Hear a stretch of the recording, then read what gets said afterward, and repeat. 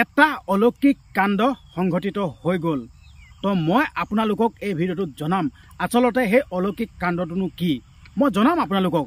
তো আপোনালোকে এই অলৌকিক কাণ্ডটো কথা জনাৰ লগে লগে আপোনালোকে আপোনালোকৰ চকু যি কপালত উঠিব ভাবিবলৈ বাধ্য হ'ব। হয়, এতিয়া বৰ্তমান যুগতো এনেকুৱা কাণ্ড হয়নে বা অলৌকিক যোনটো কাণ্ড সেই কাণ্ডটোৰ কথা মই ক'ম। এতিয়া আপোনালোকক এতিয়াই ক'ম কি হ'ল। সেই অলৌকিক কাণ্ডটো জনাৰ লগে লগে এই গা নোমবিলাক শিয়ৰি উঠিব, জাগতি ওলাই যাব, বুকুখন ধপধপাই যাব।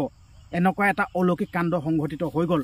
মই ক'বৰ কাৰণে এই ভিডিঅ'টো মই প্ৰস্তুত কৰিছোঁ। আপোনালোকক মই জনাম সেই অলৌকিক কাণ্ডটো। আচলতে জনোৱাই নহয়, ভিডিঅ' ক্লিপে হেতি মই আপোনালোকক দেখাম, এতিয়াই দেখাম, এই ছাইডতে দেখাম, মই দেখুৱামেই। কিন্তু আপোনালোকে ভিডিঅ'টো এৰি নাযাব। এৰি গ'লে কিন্তু সেই অলৌকিক কাণ্ডটো, সেই অলৌকিক যোনটো অলৌকিকতা সেই কাণ্ডটো আপোনালোকে নাজানিব বা আপোনালোকে একো গম নাপাব। ভিডিঅ'টো কিন্তু এৰি নাযাব, প্ৰথমবাৰ শেষলৈকে চাওক। তাৰ আগতে মই এটা অনুৰোধ কৰিব বিচাৰিছোঁ, সেই ছাইডতে লগাই থৈছোঁ এই অগ্নিনাভ শিৱ মন্দিৰ বাবা এই ফটোখন।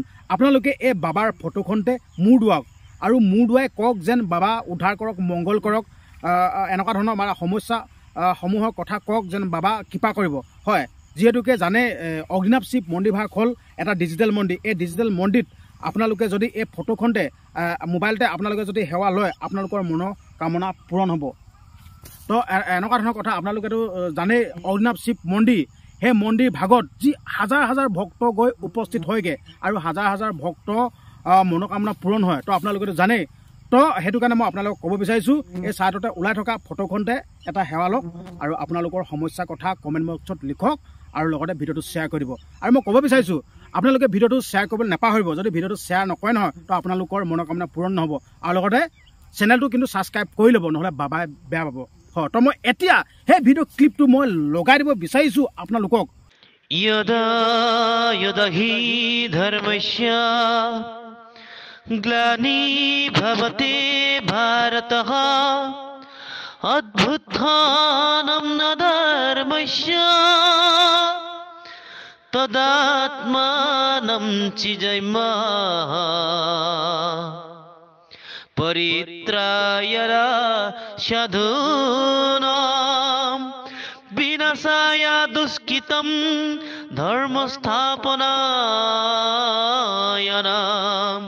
शम्भुवनि युगे युगे युगे। তো আপোনালোকে দেখিবলৈ পাইছে, হয় চাই লওক, আপোনালোকে দেখিবলৈ পাইছে আচলতে শিৱৰাত্ৰি দিনাখন এনেকুৱা এটা অলৌকিক কাণ্ড হ'ল বুলি মই কৈছিলোঁ যেন। এয়া হ'ল শিৱৰাত্ৰিৰ দৃশ্য দেই। আপোনালোকে দেখিবলৈ পাইছে এই শিৱৰাত্ৰিৰ দিনাখন এই মন্দিৰত আপোনালোকে দেখিবলৈ পাইছে এই মন্দিৰত এটা প্ৰকাণ্ড সাপ আহি তো সেই মন্দিৰ ভাগত আহি উপস্থিত হৈছে। চাই লওক, আপোনালোকে দেখিব পাইছে এইডালে সেইডালে সেই সাপডালে প্ৰকাণ্ড সাপডাল। আচলতে যি সাপ আচলতে মানুহৰ সন্মুখলৈ আহে জানো? তো সেই দিনাখন যি শিৱৰাত্ৰিৰ দিনাখন তো সেই মানুহৰ সন্মুখলৈ আহিছে। তো আচলতে সেইজন হ'ল মহাদেৱ, স্বয়ং শিৱ বাবা। হয়, শিৱ বাবা যি সাপ ৰূপ ধাৰণ কৰি আহিছে। তো আপোনালোকে দেখিব পাইছেন ছাইডত এইডাল সাপডাল। হয়, এডাল হ'ল মহাদেৱ, শিৱ বাবা।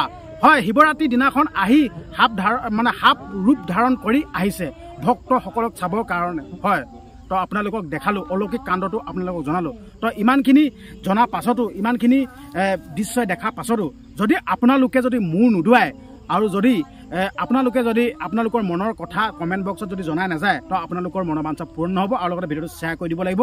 আৰু যদি চেনেলটো ছাবস্ক্ৰাইব নকৰে তো বাবাই আপোনালোকক মনোকামনা পূৰণ নকৰিব আৰু লগতে আপোনালোকৰ অমংগলো হ'ব পাৰে। তো সেইকাৰণে ভিডিঅ'টো শ্বেয়াৰ কৰি দিব, মনৰ কথাখিনি কমেণ্ট বক্সত জনাই যাব। ধন্যবাদ।